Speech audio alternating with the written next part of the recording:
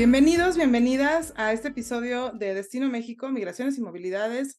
Es un gusto estar el día de hoy con Víctor Manuel García Guerrero. Él es profesor del Centro de Estudios Demográficos Urbanos y Ambientales y vamos a hablar de algo muy interesante para Destino México. Vamos a hablar de cómo se ve la migración a futuro en México, sobre todo aprovechando la oportunidad de que ya tenemos las proyecciones de población del país oficiales recién salidas del horno y que es muy interesante, por un lado, tratar de ubicar, Víctor, bienvenido, tratar de ubicar la migración a futuro, pero sobre todo tratando de pensar en cómo se relaciona la política migratoria, la política de población, la dinámica demográfica con la dinámica migratoria, así que es un gusto tenerte en este espacio. Muchas gracias, Claudia. La verdad, es un gusto el mío que poder compartir este espacio y tener la oportunidad de platicar sobre temas que nos interesan tanto y que a mí en lo particular realmente me llaman mucho la atención desde hace muchos años y que hemos tenido la oportunidad de coincidir en varias ocasiones sobre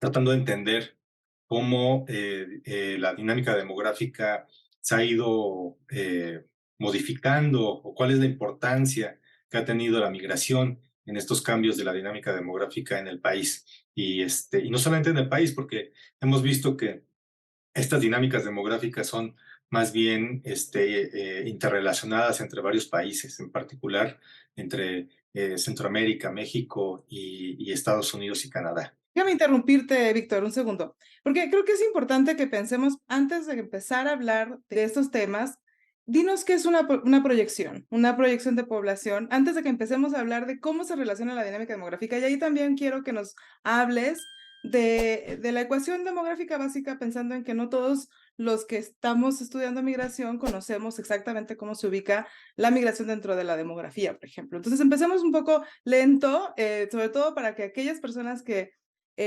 quieran consultar las proyecciones de población, entiendan un poco de dónde vienen. Este ejercicio que acabamos de lanzar justo a propósito del Día Mundial de la Población, fue para apoyar al Consejo Nacional de Población para realizar sus estimaciones y proyecciones de población oficiales, que son, digamos, uno de los principales insumos que se tiene para, como referencia para llevar a cabo ciertas acciones de política pública.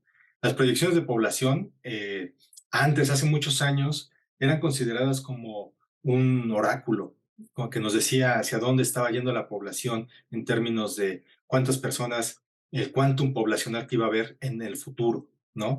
Y ese quantum poblacional era calculado a partir de cuántas personas nacían, cuántas personas mueren, cuántas personas entran al país, inmigran, y cuántas personas migran hacia otros países desde México hacia otros países. Entonces, esa básicamente es la ecuación demográfica básica y es una ecuación contable muy sencillita, que solamente cuenta cuántos entran y cuántos se van, ¿no? Uno puede entrar, digamos, vivo y puede entrar, bueno, no puede entrar muerto, pero uno entra vivo o entra, digamos, dentro del mismo sistema y uno puede salir vivo o puede salir muerto, ¿no? Del mismo sistema.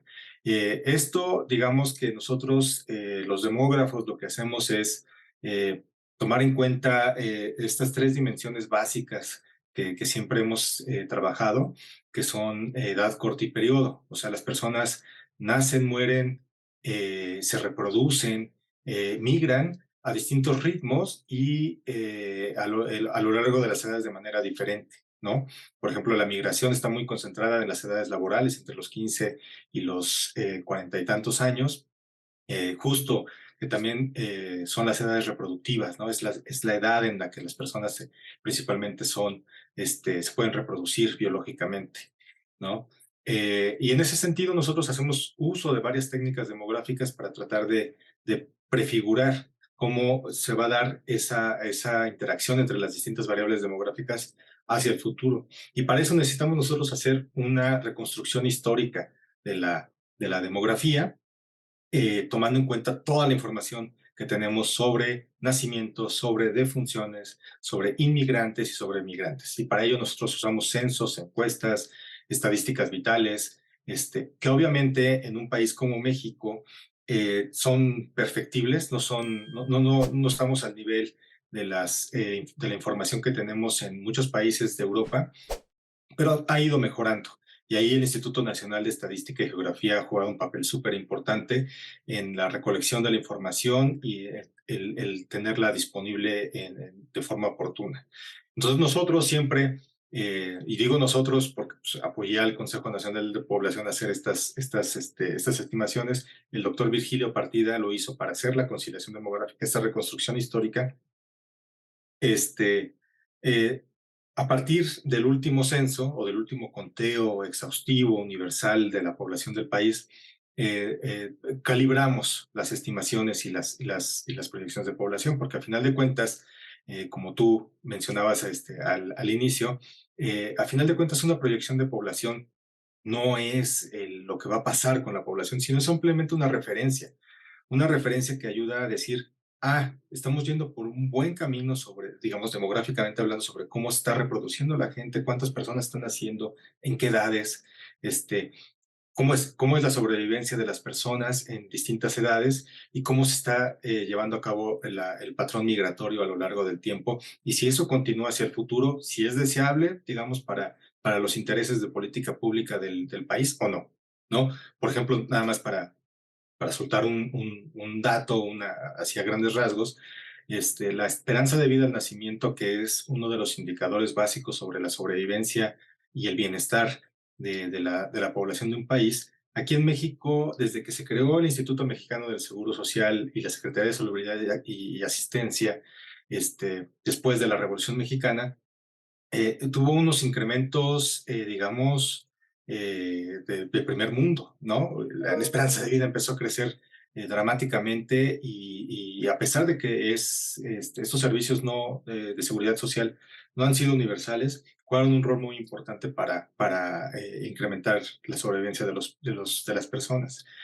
Sin embargo, a partir de la guerra contra el narcotráfico en el año 2006, este crecimiento de la esperanza de vida se estancó, ¿no? Y ha permanecido estancado, inclusive en algunos momentos descendiendo desde entonces, lo cual hemos hecho análisis, digamos, otros artículos no tienen que ver con las proyecciones de población, pero sí para tratar de desmenuzar de qué se trata, de por qué se está estancando la esperanza de vida en las personas, y hemos encontrado en varios estudios que se debe principalmente al incremento de los homicidios en las edades jóvenes, en hombres, también ha alcanzado a las mujeres, también en esta cuestión de los feminicidios, y también la cuestión del incremento de las enfermedades crónico-degenerativas, en particular las enfermedades endócrinas, que están muy relacionadas con la cuestión de la diabetes, y cómo estas están afectando y están mermando la sobrevivencia de las personas en las últimas edades, ¿no? Alrededor de los 60, 70 años. Déjame resaltar dos cosas, porque creo que es importante. A ver, tú nos dices, por un lado hay que hacer un recuento de cómo ha sido la población y para eso se estima, se hace la conciliación hacia el pasado, ¿no? Un poco, como tú nos dices, bueno, juntando la información que viene de nacimientos, de estadísticas vitales de los nacimientos, aparte las defunciones hacia el pasado, considerando migración interna, migración internacional, un poco para saber la estructura por edad, que es importante, de las personas de la población, y a partir de la conciliación, proyectar a futuro, ¿no? De nuevo, pensando en cómo va a ser la fecundidad de las personas mexicanas. Para eso es importante saber, incluso también la estructura por edad de las mujeres y de los hombres. Pero eso además va a estar relacionado, por un lado, con la sobrevivencia de las personas. Sabemos, y ahí quiero que rescatemos después, más tarde, la idea de que México está pasando por un proceso de envejecimiento, ¿no? Sabemos que la sobrevivencia de las personas, como tú decías, medido a través de la esperanza de vida, mejoró por un tiempo, por un periodo, pero después se ha visto afectado sobre todo por la guerra contra el narco, la violencia, los homicidios, que además es importante porque aquí en Destino México hemos hablado mucho sobre el impacto de la violencia criminal en el desplazamiento interno forzado, ¿no? Lo que tú nos dices es, este contexto violento generó también una pérdida importante de la esperanza de vida que va a afectar a la dinámica demográfica en ese sentido. Pero me imagino, y eso sé que, sé que lo has también estado también explorando, impacta la fecundidad de las personas. Entonces, bueno, este contexto violento afecta la migración, la mortalidad, pero también la fecundidad. Y después está esta cuestión importante que tú nos dices, bueno, la migración sabemos que está concentrada en edades laborales, Es diferente para hombres y mujeres, ¿no? También hay una importante diferencia entre sexos, pero cuando uno piensa en migración, muchas veces aquí en Destino México hemos hablado mucho de la cuestión, digamos, de la migración internacional, de la migración interna, y lo que es interesante cuando uno piensa a futuro es que este comportamientos migratorios va a estar relacionado con lo que, digamos, con cómo nacen, cómo mueren las personas, ¿no? Em, y no puedo dejar de mencionar que en el 2021, la pandemia de COVID-19 tuvo impactos tanto en la mortalidad, como en la fecundidad, como en la migración, ¿no? Entonces, un poco antes de pensar en los resultados o en cómo se ve a futuro, me gustaría que nos detuviéramos en estos 2 años, pensando en un poco en cuáles fueron los supuestos, cuál fue la estrategia, porque creo que es importante también pensar en lo que pasó en estos 2 años. Tenemos la reconstrucción, ¿no? De la conciliación, tenemos estos impactos que se relacionan, que son complicados a veces y que, bueno, a futuro se ve otro panorama, ¿no? Sí, eso es muy cierto y la verdad es que por eso esta área de la demografía en donde nos dedicamos a hacer proyecciones y estimaciones hacia atrás, este, es muy rica porque uno tiene que tener un conocimiento, digamos, técnico más o menos amplio sobre cómo se manejan todas las variables demográficas y un conocimiento y acercarnos a muchos expertos como tú, como otros colegas que tenemos para conocer cuáles han sido los niveles y tendencias de cada una de las variables demográficas. Y en particular, por ejemplo, así como comentaba la cuestión de la esperanza de vida y la sobrevivencia, pues México ha ido cambiando su pauta, digamos, o su dinámica migratoria, ¿no? Durante mucho tiempo se pensaba que México iba a ser un país expulsor y de tránsito permanentemente, ¿no? Y también, para soltar un dato nada más así a grandes rasgos, después me gustaría invitar a tu audiencia que le echara un vistazo a las cifras de las proyecciones de población que están disponibles en el sitio del Consejo Nacional de Población. Este, eh, estos flujos migratorios que habían a inicios del año 2000 han ido cambiando hacia oscilaciones muy cercanas a una tasa, digamos, de migración neta muy cercana a cero. Aún sigue siendo negativa, y esto significa que hay más emigrantes que inmigrantes, pero digamos que a final de cuentas sigue siendo una oscilación que lo que nos dice es que las últimas pautas migratorias que hemos observado con respecto a la cuestión del retorno y de la cuestión de los inmigrantes que ha habido en el país, han jugado un papel muy importante, ¿no? En este sentido. Y también de que la migración es tan incierta, depende de tantos factores como pues, tú lo has ido narrando a lo largo de todos estos programas, depende de factores políticos, de factores económicos, de factores inclusive ambientales, de factores meramente demográficos, ¿no? Que es muy difícil de prefigurar, ¿no? Nosotros ahorita con estas proyecciones de población utilizamos técnicas probabilísticas que son de corte probabilístico, o sea, que nos permiten dar cuenta de la incertidumbre asociada a cada una de las variables demográficas y a toda la dinámica demográfica en su conjunto.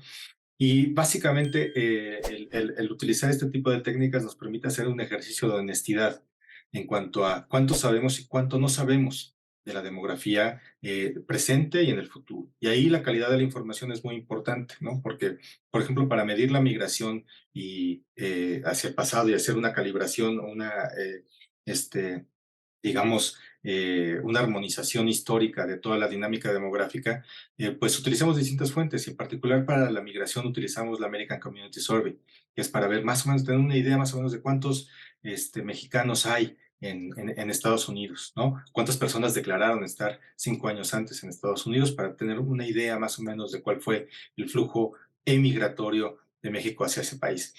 No podemos considerar todos los países hacia donde se van los mexicanos o las personas que vivían aquí en el país, porque sería básicamente falaz, ¿no? O sea, no podemos nosotros conocer o tomar en cuenta todos los lugares, porque hay personas que vivían aquí en México y que se fueron a algún país en donde no hay información demográfica, ¿no?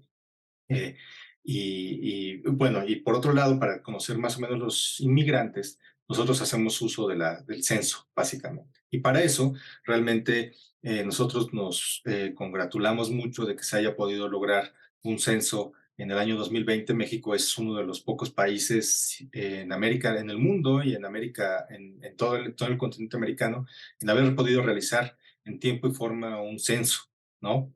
Que que como cualquier otro tipo de ejercicio estadístico y de numeración de esta índole es perfectible, creo que tuvimos un censo lo suficientemente bueno como para poder llevar a cabo este tipo de estimaciones y poder hacer una prefiguración hacia el futuro de cómo iba a ser la dinámica demográfica completa del país. Y en este sentido, me gustaría retomar un poco lo que comentabas al principio del proceso de envejecimiento del país.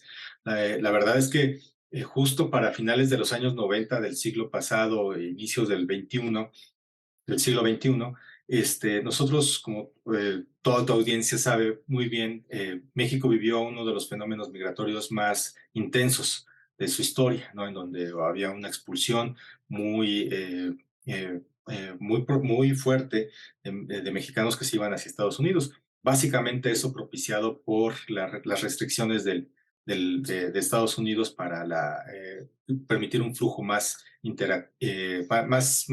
fluido, un flujo más aceitado, sí, entre esta dinámica migratoria que ha habido entre los dos países históricamente. Bueno, eso permitió que se alcanzaran metas. México se había propuesto la meta de llegar al crecimiento demográfico del 1%, que era como que una cifra emblemática para decirle al mundo, miren, estamos nosotros controlando la fecundidad, no estamos controlando nuestro crecimiento de manera armoniosa.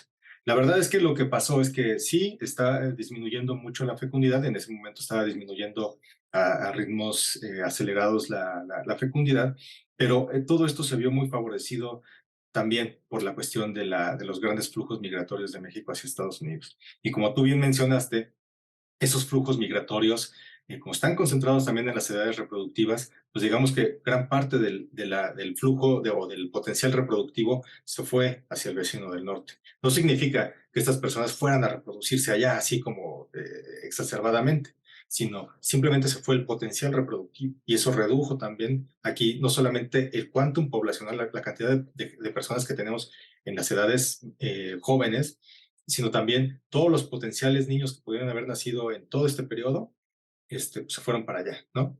No nacieron muchos allá porque, como bien sabemos, la dinámica de los nacimientos, la dinámica reproductiva en población migrante cambia, ¿no? No es igual que la del país de origen, sino cambia y muchas veces se adapta al país de destino, pero de alguna manera eso explica de cierta forma el que después de la crisis económica del 2008, pues tengamos un retorno, y un retorno acompañado de inmigrantes, que son estos niños mexicanos, que es tu tema de estudio, estos niños mexicanos que están regresando con sus padres mexicanos, perdón, estos niños norteamericanos o estadounidenses que están regresando con sus padres mexicanos y que cuentan como inmigrantes. Y nosotros cuando hacemos la conciliación demográfica, pues no los contamos como mexicanos, aunque son mexicanos realmente, pero digamos con el papel en mano, con la estadística dura, no lo son hasta que no sacan su acta de nacimiento, ¿no? Entonces, ahí hay muchos temas de estudio todavía que podemos realizar sobre cómo ese potencial mexicano se está regresando, ese potencial reproductivo que hubo en algún momento se está regresando, pero no se está regresando en la base de la pirámide poblacional, sino se está regresando en edades medias. Y regresando a tu pregunta, perdón, porque me desvié un poco de lo del 2020-2021, realmente nosotros sí vimos que fue todo un reto metodológico el hecho de decir, bueno, tenemos el censo de 2020, ¿y ahora qué va a pasar con la mortalidad principalmente hacia el futuro? ¿Cómo podemos prefigurar hacia el futuro cómo van a ser los cambios demográficos? Entonces, ahí realmente lo que nosotros hicimos fue esperar un par de años, ¿no? Allá a toro pasado, ver qué fue cuáles son las consecuencias en las tres variables demográficas básicas de la pandemia. Y nosotros aún no tenemos evidencia suficiente de que haya habido un cambio en los patrones migratorios. Sí hubo como que un estancamiento momentáneo, pero eso no va a tener ninguna repercusión según lo que hemos visto hacia el futuro, ¿no? Sí se restringió un tanto cuanto la migración, o tuvo un cambio ahí momentáneo, pero a final de cuentas eso no tiene ningún impacto hacia el futuro. Igual con la fecundidad.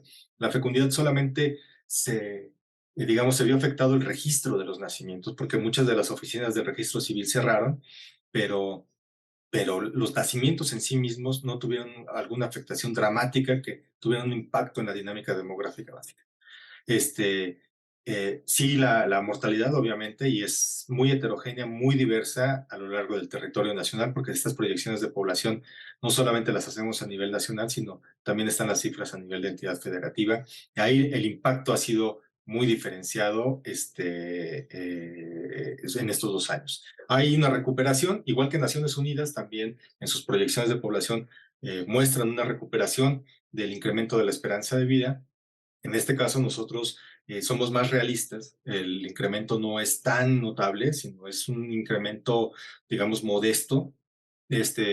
Pensando en que nosotros, utilizando estos modelos estadísticos, reflejan que todavía hay cierta esperanza, en que a pesar de todo ese estancamiento de la esperanza de vida, hay cierta esperanza que se puede recuperar un patrón de sobrevivencia que se va incrementando. Tenemos que dejar en claro que cuando tú hablas del futuro, hablas de un futuro a largo plazo. Digamos, las proyecciones se publican para cada año hasta el 2070, lo cual, digamos, no sabemos, seguramente quizás no vamos a estar aquí nosotros, pero en realidad, digamos, es un futuro largo, primer punto.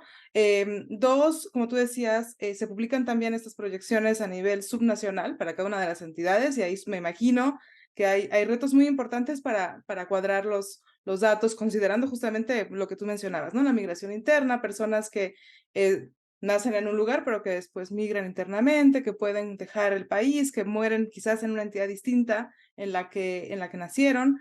La dinámica, digamos, interna. Ahora, y la dinámica temporal, ¿no? Hay heterogeneidad en el territorio, pero también las proyecciones hacia el futuro. Pero yo quiero que nos detengamos un ratito en lo que mencionabas tú de los nacidos en Estados Unidos, porque en realidad, digamos, esto tú lo has escrito y yo siempre lo recupero también en mis estudios. Este aumento de la llegada de los menores nacidos en Estados Unidos a México no se esperaba.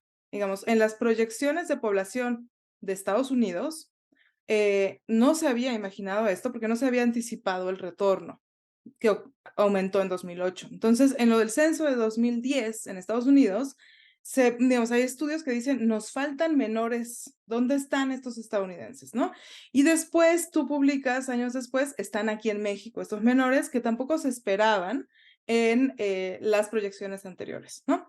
Entonces, obviamente, como tú nos decías, bueno, las proyecciones de población no son el oráculo, no va a ocurrir necesariamente esto que ustedes están publicando y están previendo, ¿no? Estas proyecciones, digamos, seguramente va a tener estas fallas, pero no son fallas tal cual, ¿no? Y ahí quiero que hablemos un poco de eso y de cómo tú siempre explicas las proyecciones, pero creo que esta idea de que, claro, en la dinámica migratoria es que es muy incierta, no conocemos tal cual qué va a ocurrir. Quizás no se esperaba, por ejemplo, en las proyecciones de población de este año o después, en los ejercicios siguientes, un aumento de población venezolana, por ejemplo, no sé, ¿no? Y ahí creo que es importante también que nos digas que en realidad, digamos, en las proyecciones, no nos estás diciendo, no nos van a decir cuántas personas venezolanas van a llegar, cuántas personas de Guatemala van a llegar, sino que lo que ustedes están midiendo es inmigración e emigración en su conjunto, ¿no? Para que tampoco, digamos, se piense que entonces ya vamos a saber, ok, cuál va a ser el tamaño de la población venezolana, etcétera. Y en eso creo que es importante, como tú decías, ¿no? Resaltar que usamos fuentes de información, el censo, las estadísticas vitales, las encuestas de INEGI, donde, por ejemplo, en 2020 sabemos que se estimaron 126 millones de personas, 1 millón, casi 200,000 extranjeros en México, etcétera, pero que son cortes de caja finalmente, ¿no? Es importante tener esta información para poder saber cómo va a ser a futuro esta dinámica, pero un poco para que entendamos también qué son y qué no son las proyecciones. Sí, qué bueno que lo mencionas porque básicamente esto abre la puerta para que podamos saber qué esperar de las proyecciones de población. Mm, Me voy a permitir hacer un pequeño recorrido histórico de que, por ejemplo, las primeras proyecciones de población que hubo para el país fueron realizadas en los años 60, a principios de los años 60. Las hizo Raúl Benítez y Gustavo Cabrera por encargo de Víctor Urquidi, quien fue presidente del Colegio de México. Y no solamente eso, sino él participó en el grupo de Bretton Woods, que creó el Fondo Monetario Internacional y el Banco Mundial. En ese momento, en los acuerdos de Punta del Este, o para que México se insertara en los acuerdos de Punta del Este, que básicamente fue como para pedir una ayuda internacional a Estados Unidos, básicamente para el desarrollo de América Latina, entre muchos estudios económicos que se hicieron, fue hacer como que un estudio, un análisis de cómo estaba creciendo la población en el país, ¿no? Y en esos estudios, en esas primeras, que son un análisis muy primario, con instrumentos, digamos, demográficos muy básicos. No tenemos la capacidad computacional que tenemos hoy en día, con lo cual podemos hacer cosas más sofisticadas. Se encontró que la población de México se estaba duplicando cada 20 años. Entonces eso hizo sonar las alarmas y dijeron, oiga, no, nosotros no podemos seguir por allá porque eso significa que para los años 80 vamos a tener el doble de población y va a ser mucha población en edad laboral. Entonces, sí, eso va a ser una crisis, ¿no? Una crisis en muchos sentidos, ¿no? Entonces, Estados Unidos dijo, no, ¿saben qué? México y otros países tienen que elaborar programas en donde, los cuales tienen que controlar este crecimiento poblacional que estaba habiendo. ¿No? Y era un crecimiento poblacional muy natural porque, digamos, muy acorde a lo que conocemos como la transición demográfica, en donde la población, justo con esto que comentaba al inicio de que con la creación del IMSS y todo un sistema de bienestar para, digamos, incrementar la sobrevivencia de los pobladores, pues iban sobreviviendo cada vez más. Antes morían mucho y sobre todo en edades infantiles, ¿no? Alcanzaban edades menos adultas que las que alcanzamos hoy en día, pero tenían una pauta reproductiva pues, de inicios de siglo. Entonces estaban sobreviviendo más y se estaban reproduciendo mucho, entonces había un crecimiento poblacional, digamos, significativo. Entonces dijeron, vamos a controlar esto. Y sí, fue por eso que se creó el Consejo Nacional de Población y ha sido, digamos, que la política de Estado que ha durado pues, más de 40 años, más exitosa que ha habido, ha sido transeccional y ha sido bastante exitosa y logró que en 30 años disminuyera la población su crecimiento significativamente. Eso no hubiera sido posible sin esas primeras proyecciones de población. Y digamos que no se logró, o sea, no se alcanzó esa población que se duplicaba cada 20 años cuando se esperaba. Y eso no significa que hayan fallado las proyecciones de población, sino que cumplieron su cometido. Y aquí algo que yo siempre he tratado de comunicar en muchos foros es que las proyecciones de población están hechas para fallar a final de cuentas. ¿Por qué? Porque la población es el objeto principal de las proyecciones de población y son el objeto principal de las políticas públicas. Entonces, la idea es ver qué está ocurriendo para bien, que uno necesita que siga ocurriendo así para el país y continuar su camino por allá fortaleciéndolo. Por ejemplo, la cuestión de la sobrevivencia es algo muy natural que todos los estados buscan, ¿no? No, ningún estado va a decir, vamos a disminuir nuestra sobrevivencia porque están llegando muchos adultos mayores. No, o sea, va en contra de la idea de la sobrevivencia humana. Este, pero, por ejemplo, últimamente, bueno, digamos desde el año 2014-2015 comenzó una estrategia nacional de prevención del embarazo adolescente, porque se empezó a ver que había cambios, digamos, marginales hacia el incremento de los embarazos en las edades adolescentes y muchas de las proyecciones de población que hubieron después de esto mostraban que iba a haber un incremento hacia allá. ¿Qué pasó? Pues que se intensificó el programa o la política para combatir el embarazo adolescente y hoy en día tenemos que ha disminuido significativamente. Eso no significa que las proyecciones de población que se hicieron en el año 2015 fallaron o las del 2010, sino que fue exitosa la política y que sí cumplieron su cometido. Y en ese sentido es que yo creo que no hay que pedirle peras al olmo. O sea, son ejercicios, digamos, demográficos muy importantes, no son sencillos de realizar, echan mano de todo lo que se conoce de demografía, de población en un país, y sí dan cuenta, digamos, más o menos de cuánta población puede haber en el territorio hasta cierto punto en el futuro. 10, 15 años es más o menos lo que uno puede tener cierta certeza. No exactamente van a ser eso, van a tener ciertos márgenes de cambio, pero digamos que cumplen su cometido hasta allá. Más allá en el futuro, digamos que es solamente como para tener una idea en el largo plazo de qué puede pasar si la dinámica de cada una de las variables demográficas sigue ocurriendo. Por ejemplo, en el año 2000, las proyecciones de población mm, daban cuenta de que iba a haber un incremento de migrantes muy significativo y que iba a haber un envejecimiento poblacional muy dramático, ¿no? Y que la población iba a comenzar a disminuir ya por estas fechas.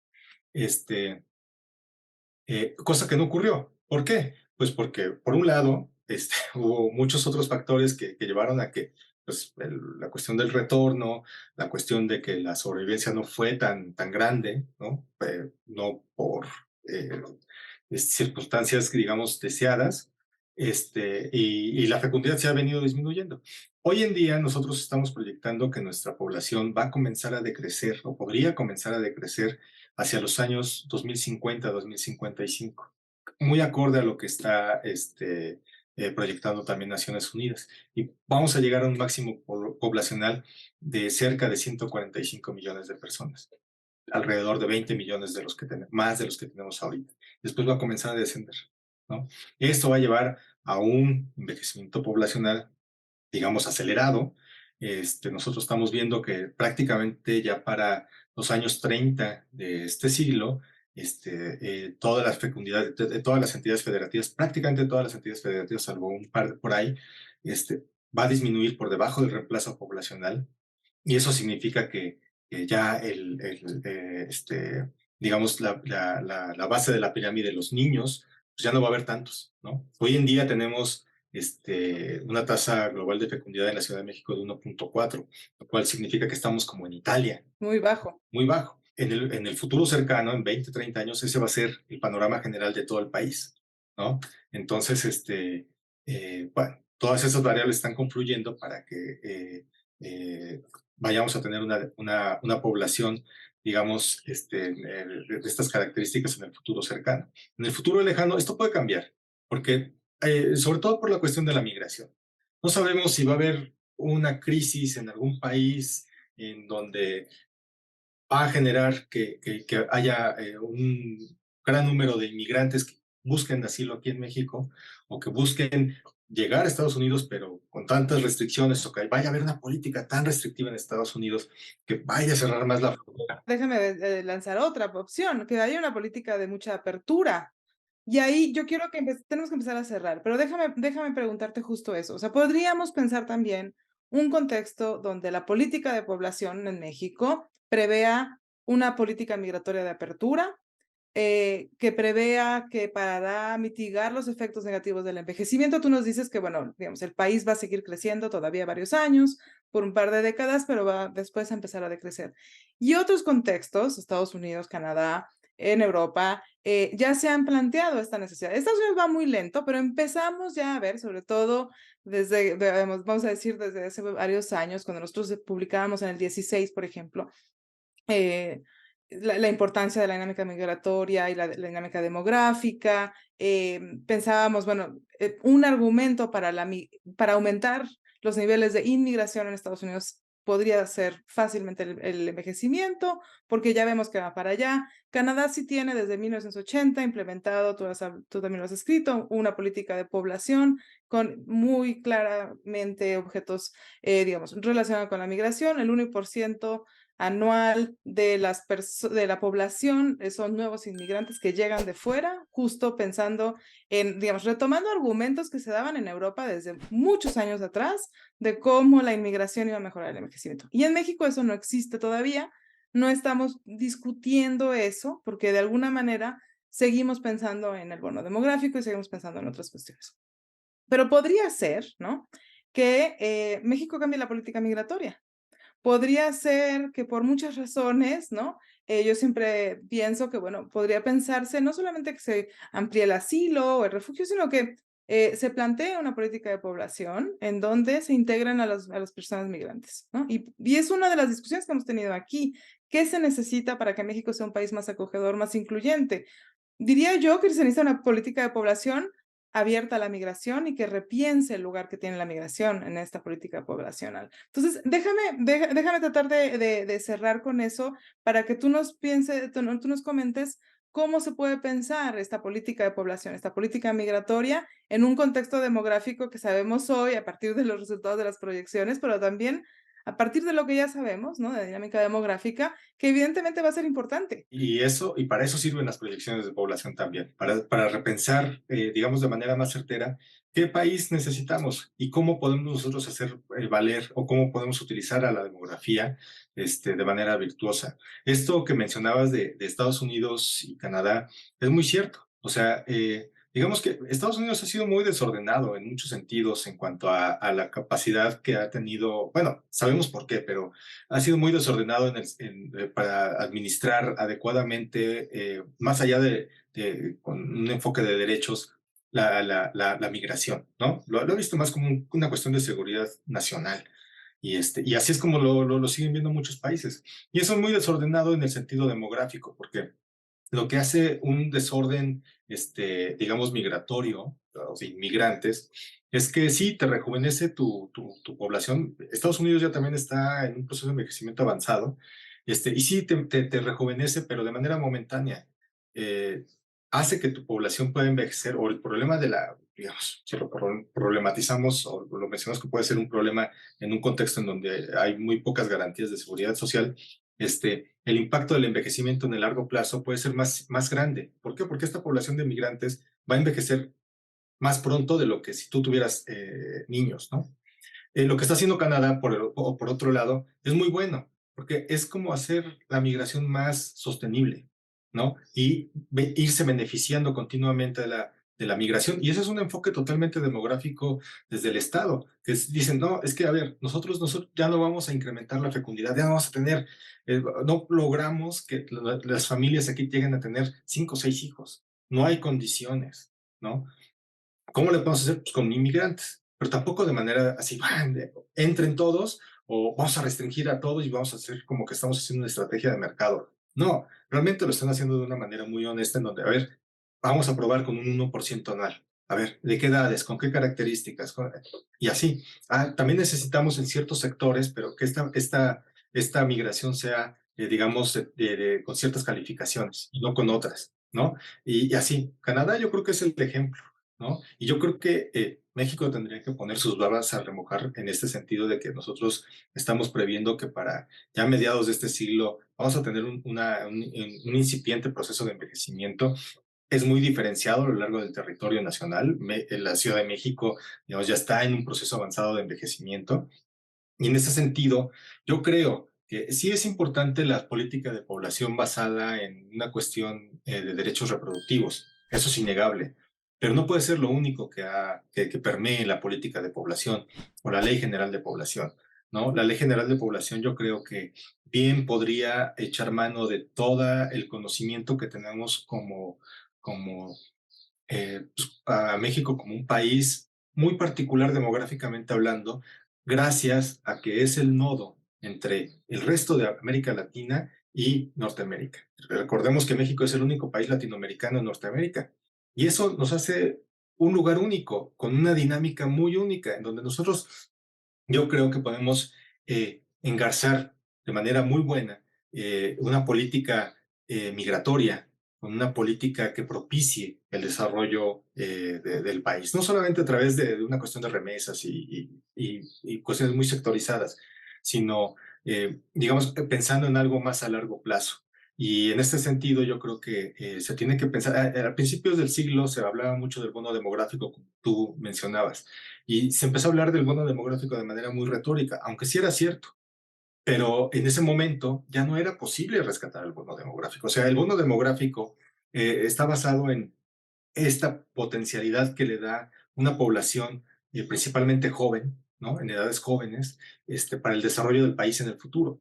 Pero para que esta población en edades jóvenes propicien un desarrollo, necesitan tener ciertas garantías y ciertas capacidades, ¿no?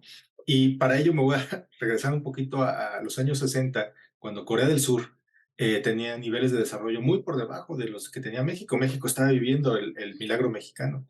¿Qué hizo Corea del Sur? Pues además de bastantes cuestiones que tienen que ver con la economía, demográficamente hablando, invirtió desde el Estado en tres pilares fundamentales: salud, educación y empleo, que eran proyectos a largo plazo, pero era una visión muy demográfica para dotar a este bono demográfico de las capacidades que llevaran al desarrollo, que llevó al desarrollo a Corea del Sur que hemos visto hoy en día. México ya se le agotó el bono demográfico. Seguimos teniendo una población principalmente en edades de adultos jóvenes, pero eso ya, la capacidad para dotarle a eso, a esa población de las capacidades para desarrollarnos, ya se agotó. Ahorita se está hablando mucho del bono de género, por ejemplo. Eso podría ser una estrategia muy buena que tendrá que estar en una política de población. Podemos ver en las proyecciones de población cuánta población femenina tenemos, en qué edades, y si realmente a esta población femenina la dotáramos de manera igual que la población masculina de oportunidades para acceder al empleo, eso sería muy bueno. Sería ya como que el último coletazo que podríamos darle a este desarrollo o a esta estrategia de desarrollo. La otra es por medio de la migración, ¿no? Pero para eso necesitamos realmente hacer una estrategia, una política que no dependa de las políticas que vienen de Estados Unidos o de algunos otros países, sino algo propio y digamos creativo e inteligente. Muchísimas gracias por invitarnos a repensar la política migratoria desde este enfoque demográfico. Aquí, digamos, en el Seminario de Migración, Desigualdad y Políticas Públicas, hablamos mucho de políticas migratorias. No hablamos tanto de políticas de población, y creo que es importante, como tú decías, bueno, una política migratoria, una política de población que incluya la política migratoria, que dialogue con la política migratoria y no solamente, por ejemplo, con la política de salud reproductiva, tratar de diversificar esto pensando en un contexto de envejecimiento, pero también, como decías, del bono de género, del bono demográfico, pensar políticas en salud, empleo, educación, me parece súper importante, y pensar sobre todo cómo, volviendo a lo que nos interesa en este espacio, cómo si recibimos a más personas migrantes, si consideramos a las personas de movilidad en nuestro país desplazadas o migrantes internos, pues un poco, ¿qué implica esto a futuro? Déjame despedirme retomando la idea que tú siempre dices, y es que las proyecciones de población están hechas para fallar. Esperemos que fallen, esperemos que mejore la sobrevivencia de las personas mexicanas, que disminuya la violencia, que disminuyan los homicidios, que haya un contexto de fecundidad, digamos, en el que no estemos muy por debajo del reemplazo en algunos espacios, pero que tampoco haya embarazo adolescente, pero sobre todo que las personas migrantes vivan en un país en donde no se les discrimina, donde no sufren xenofobia y racismo, pero que, digamos, pues vivamos en un contexto de poblacional, demográfico, con políticas e instituciones, y ahí creo que da para mucha discusión, pero con instituciones fuertes también que puedan acoger a estas poblaciones nacidas en México, nacidas en el extranjero. Muchas gracias, Víctor. Muchas gracias y pues bueno, por este espacio y para invitarles también a que consulten las proyecciones de población y sigan al pendiente del resto de los eventos que van a seguir saliendo alrededor del Día Mundial de la Población. Y enhorabuena y felicitaciones porque sé que implica un montón de trabajo. Así que felicidades por esta publicación, por este proyecto. Y a todos ustedes les invito a continuar en este espacio Destino México, Migraciones y Movilidades.